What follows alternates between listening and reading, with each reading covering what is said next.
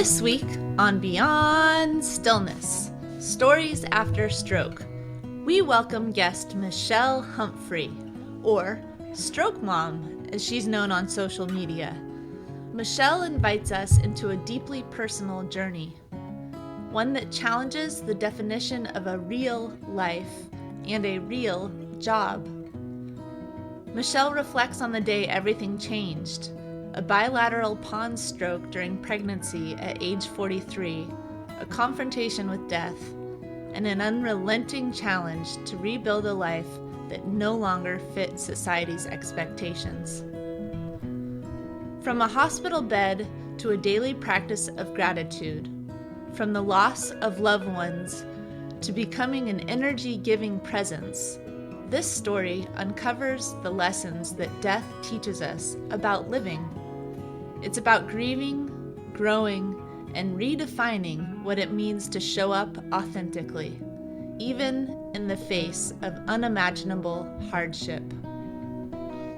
We'll hear how the best parts of life emerge from the worst. Thank you for joining us for Part 1, Michelle Humphrey's story. Beyond Stillness, Stories After Stroke is made possible by our guests and tax-deductible donations from friends and listeners like you. Join us in empowering stroke survivors with stories of wisdom, purpose, connection, and hope at www.beyondstillness.org. Hello and welcome to Beyond Stillness, Stories After Stroke. Stroke offers a powerful, life-changing shift in perspective. Each colorful memory creates a parable for life's greater teachings, a compass for journeys ahead, and inspired wisdom for unique growth. Beyond Stillness offers a moment of pause for storytelling and reflection. Ultimately, we cultivate a welcoming environment that reveres the moment beyond stroke's paralysis. Still moments unite humanity and divinity. I'm your host, Molly Bucola. As we begin today, we take a moment of pause, a moment to honor the way that wisdom has emerged through recovery.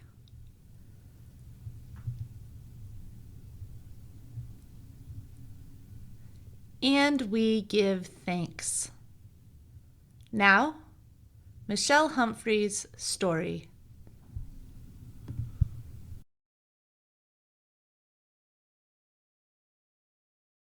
I'm finally getting the art fix that my parents wouldn't let me have. They wanted me to get a real degree so I could get a real job.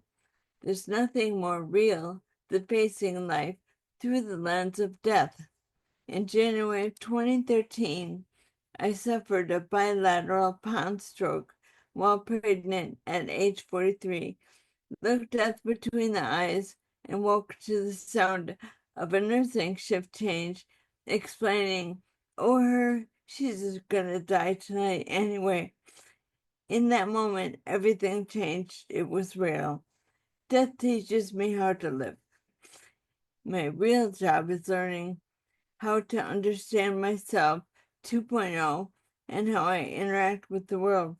My job is to be myself, who I was born to be and still am, and show up as an energy-giving person. There's enough energy draining in this world. I'm still here because I've got a job to do, a real job. In 1992, I earned my Bachelor of Arts Journalism Advertising degree from University of Wisconsin-Madison. I promptly moved to Seattle, grunge, the following day, without a job or an apartment. I lived on a commune in Olympia, Washington, complete with drum circles. My first interview was for an unpaid internship. There were 300 applicants. I didn't get it. It wasn't even a job. Instead, I rode my bike to the Women's university club and taught myself graphic design under the watchful eye of Judy Donnelly. Today, I am disabled and forced to retire from anything that the world considers a real job. There was no celebratory party, but rather a half-year stay at Shirley Ryan Ability Lab. I wasn't pregnant by the time I got there after several weeks in the ICU at Evanston Northwestern Hospital, but I didn't know that. Nobody told me, the mom. There were two things going on. I had a stroke, but that was secondary. To this day, nobody has told me that I wasn't pregnant anymore. All of a sudden, my pants fit. It would have been helpful if they told me straight out. I guess I just wanted facts. It's hard to be real, but often necessary. For me, that's especially important when it comes to grief. I honestly had no idea that I was going through the 7 stages of grief, which are shock, anger, denial, bargaining, depression, acceptance, hope, processing grief. Perhaps it was because the pain wasn't trying processing my mom's death 5 years earlier. I had worked with the lovely grief counselor Elizabeth Richmond at Journey Care Hospice in Glenview, Illinois. It must have been pure muscle memory combined with the fact that stroke recovery was never at the forefront of my brain. It was always secondary. After the stroke, instead of grieving my life, I focused on grieving the loss of a baby and their life, and the fact that the stroke causing fertility drugs had led to the abrupt end of my maternity journey. 3 kids, 2 dead, 1 alive, none as a rainbow baby. There were big life decisions that were made for me. It is such a cycle of life, full circle thing that I see again now after my dad's passing earlier this year. Once again, I find myself in a god-awful club that I never asked to join. Yet, this is part of my real job. My job is to be myself, who I was born to be, and show up as an energy-giving person. And all my life experiences are training for this real job. The best way to learn is through failure. At Shirley Ryan, they emphasized the importance of failure. I distinctly remember when they would hook my body up to a parachute type thing that was attached to the ceiling and then asked me to walk around the floor, sometimes reciting the names of fish or states or other challenges for my brain to multitask. I have PBA, pseudobulbar affect, also called emotional palsy or emotional liability, which leads to uncontrollable laughing or crying, and not in situations that are well deemed appropriate. So when people would say hi to me, it would evoke emotion in me. It doesn't matter what type of emotion is triggered. My body goes off into uncontrollable crying or laughter. At that point, my body couldn't do 2 things at once. So, when, say, laughter began, my body would collapse and then swing back and forth, hanging by the parachute. I looked like a crazy person. I knew this was all going on. The therapist would say, "Michelle, seriously?" I couldn't stop the laughing fit to engage my body to stand up. So we tried, and tried again. Failure after failure after failure until I didn't fail. I'm now able to walk and show motion at the same time. Sort of. In order to control the PBA, I have to think about something non-emotional, like repeating the alphabet in my head. One of my son Wool's favorite things to do is trying to make me laugh or cry in church or a quiet public place. I'm grateful that we Humphreys have a sense of humor. When I returned home from the hospital, I went through intense grief.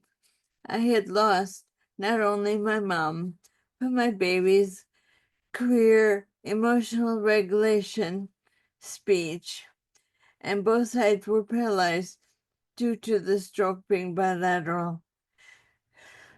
Initially, I had locked-in syndrome, LIS. I even lost many of my friends in the process. It was heavy. It was hard. It was too much. Every little thing weighed on me, and by the end of the day, it was too much. I had to do something. I had to change something. I couldn't go on like that any longer. So at a certain point in my grief journey, I made it my real job to let death teach me how to live. So every time I caught myself thinking about the worst part of something, I would force myself to think about the best part. When I returned home, I realized I was going to be a stay-at-home mom. I would be with my son, Wo, 24 hours a day. There's no more than 24 hours in a day. I needed to ration those hours and days. I needed to make choices and make the most of that time. I was restricted by time and freed by time. I had all the time in the world and no time at all. What is time? Opportunity for life. What is life? Real. In the early years, all I could do was literally lay on the couch and not die. All I could do was watch Wo move about the house and express his 2-year-old body. So that's what I did. It freed me from having to do all the things on the to-do list to run errands or get stuff done. Before, I was a doer. I gradually became accustomed to filling my time with the present moment. This was much easier than being bombarded by people who were doing life. It was so difficult to endure the screaming mothers at Wo's school and their chatter. I can't decide if I should have another baby or not. You have only one, etc., ad nauseum. Instead of allowing that to carve into me, the worst part, I would focus on the best part. I now had more time to devote to my one son, Wo, and my nieces and nephews. I wasn't swept about by that flurry of chatter. There's something so freeing in realizing that my to-do list and actions are the center of the world. The circle of life happens around us every day. The best part of that is witnessing, engaging, and being present to those around me. My real job requires that I'm an energy-giving person, one who listens deeply, loves, laughs, embraces the best part of every situation. People have called me Pollyanna, a term often used for someone who is excessively optimistic, seeing the good in everything, and believing good things will happen even in difficult situations. The book by the same name showed up at a scholastic book fair when I was 10 years old. I was fascinated by her despair and how she was able to see good. Pollyanna saw things differently than the others. Maybe because she had experienced so much loss at a young age. When people experience loss, develop illness, or were brokenhearted, she spent time with them and understood their pain. The more time she spent with people in despair, the more her positive outlook rubbed off on them. Some think of this outlook as innocent, naive, even annoying.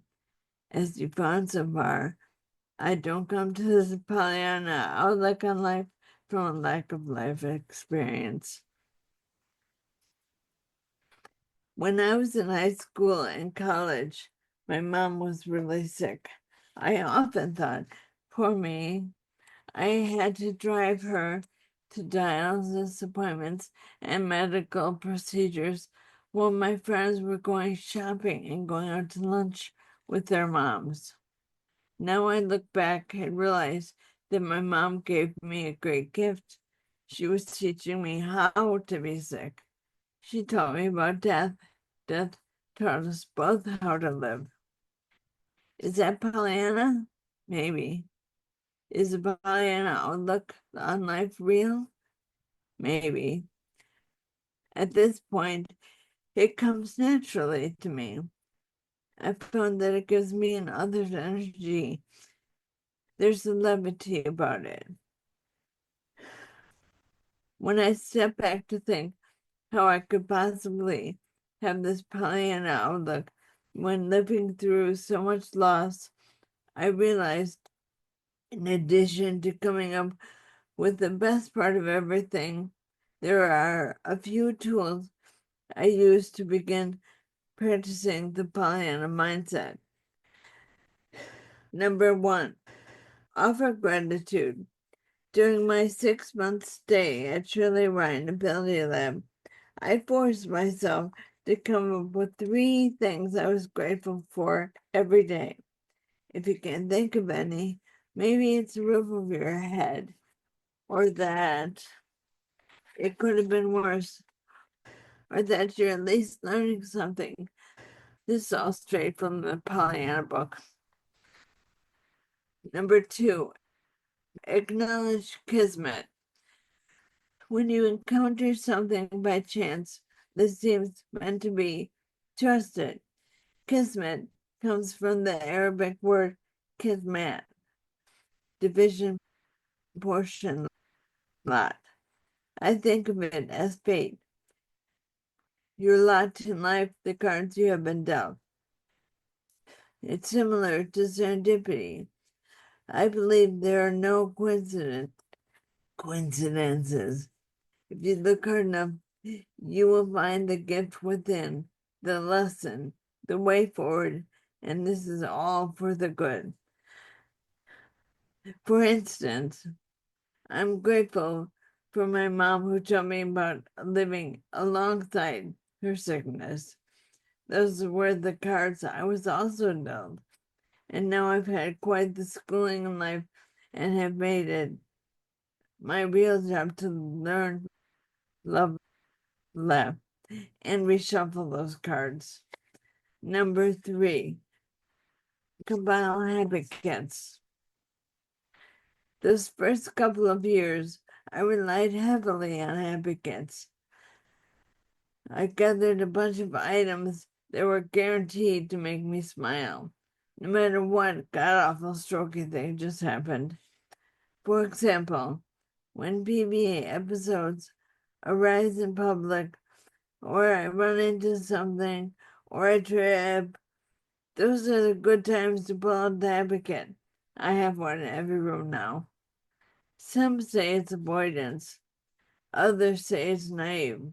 Even obnoxiously Pollyanna, the advocate is real. I no longer need it, but it is carried around for fun. Like not needing the cane anymore to walk. Now It's the keep away stick.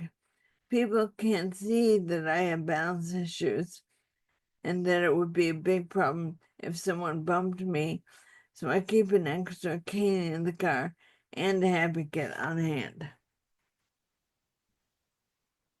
Number 4, nothing is taboo. Another way death has taught me how to live is to face the facts. In our house, everything is on the table for conversation, creativity, and humor. Nothing is taboo. It just is. That helps me focus on the best part.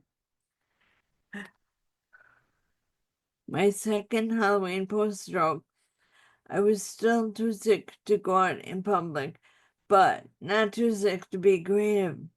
See what I did there? Shifted my focus towards the best part. I now had time to spend with Woe and create. I designed a stroke pumpkin that had facial drooping and foamed at the mouth. I still lacked the motor skills to carve the pumpkin and use the knife, so I had my husband John carve it for me. I have a picture of the 3 cousins smiling behind the stroke pumpkin. As with the not taboo death topic, stroke talk is also not taboo in our house. It's part of my real job description. This can be tough, and as you can see with the stroke pumpkin, finding the humor in every situation is helpful. Number 5, express yourself. I have ataxia. 12 years ago, I could not even hold a colored pencil or Play-Doh. This was quite discouraging as I spent my life in design and loved creating. After a month in Shirley Ability Lab, they put me in art therapy. I quit after 1 session. I was so mad that I couldn't hold anything in my hand. It was so frustrating. When the teacher asked why I quit, I said, so I can sleep. Nerve fatigue means healing brains require a lot of sleep. It's now better. Hey, noobs, I promise it gets better. It took a lot of therapy, Pollyanna mindset, and patience. I create every morning before John and Will wake up. It's my time to express myself. I feel alive when making art. I lose track of time while living in the present moment. Some people call it flow. I like that it comes easily to me. Now I have to think about everything I do. Swallowing, breathing, eating, balancing, standing straight. With art, I just do it. It comes to me and I do. I create. Now I feel a sense of freedom when approaching art. I have boxes of supplies, all types, and when I have something in mind, I find the right medium and go for it. It just comes to me. I allow the piece to flow through me. There's no time involved, or maybe it's all time. There's no aphasia in art. There's no PVA either. I get to express everything I can't say through art. The process is a gift to me. The product is my gift to the world. My hope is that art welcomes others to see a different perspective. My experience with art trained my brain to see that there are also multiple ways to do things. We use what we have in that moment, explore various ways to approach the situation at hand. I always push myself by taking free online classes and joining online art groups. Right now, I'm focusing on my free art journaling class with Ruth Geary at mather.com. For automatic mark making day, I chose to use a double-sided multicolored pencil, different ends hitting the paper for each hand. The ones I immediately got were double-sided, as previously mentioned, but also jumbo-sized, which work really well with my 6th grade level motor skills. You can't not smile when using one. Try it. Thanks, Jess Carp, for suggesting them on YouTube. They are a game changer.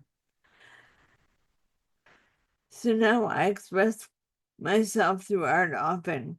My work was accepted in 2 art shows last year. When I express myself, I feel alive. I am doing my job, being the real me. I didn't know I was working towards a Pollyanna mindset, but now that people call me that name, I look back to see what got me here. I share them with you today in hopes that they will offer you a bit of levity. The mindset change didn't happen overnight. In fact, the early years, I would rate my bad days by the amount of poop emojis I text my husband. Now, I use poop emojis 98% of the time in a sarcastic, adjective type of way.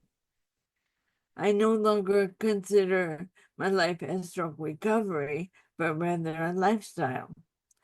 I still go through all the rehab disciplines daily, just like Shirley Ryan Building Lab taught me. Kudos to Anne Marie D and Kim W, and even Gemini Ryan. Now it's fun. Can you believe I use the word fun? Me neither. What's more impressive is that I actually mean it. I still do therapy, but now it's for fun. I walk on the treadmill every day. It's on my terms. I choose to do it. I have a step counter on my ankle instead of my wrist. Speed drawing is technically OT. It's holding a pencil, but it's for fun too. And my speech therapy is yelling at teenage woe. Who knew this whole experience would lead me to a life where I could get my art fix and have a real job? I believe at this point, death has also taught my mom and dad that a real job is learning how to understand ourselves and how we interact with the world. Our real job is to be ourselves, who we were born to be, and show up as energy-giving people. So my hope for you, fellow stroke survivors, is to hopefully have as great an experience exploring your 2.0 as I have. In other words, nurture your true self that has been there all along and find ways to live in that moment. Storytelling empowers us to share our experiences in a way that invites others to reflect on their own. In closing, we offer reflection questions as an opportunity to spark dialogue with yourself, friends, family, or fellow survivors. In a moment, I will read questions aloud. You can also find them written in the podcast episode description. Community conversation prompts. How has your understanding of time shifted since your stroke? What does living in the present moment mean to you now? In what ways has grief helped you grow? Beyond Stillness, Stories After Stroke is made possible by our guests and tax-deductible donations from friends and listeners like you. Join us in empowering stroke survivors with stories of wisdom, purpose, connection, and hope at www.beyondstillness.org. Another way to support is to like, share, or subscribe to our weekly show. Thank you for listening to Part 1, Michelle Humphrey's story. Stick with us for Part 2, Michelle Humphrey's interview. Each colorful memory creates a parable for life's greater teachings, a compass for journeys ahead, and inspired wisdom for unique growth. Thank you for joining us on this week's episode of Beyond Stillness, Stories After Stroke. Michelle's story reminds us that life isn't about checking off to-do lists or chasing societal definitions of success. It's about finding purpose in the present moment, showing up authentically, and embracing the best parts, even amidst the hardest challenges. If this story resonated with you, please like, share, or subscribe to the show, and consider donating to Beyond Stillness, Stories After Stroke. Together, we can amplify survivor voices of wisdom, purpose, connection, and hope. And remember, as part of the stroke community, you are more than supportive. You are inspirational. If you are part of the stroke community and have a story you'd like to share on the show, please contact us. Email molly@beyondstillness.org.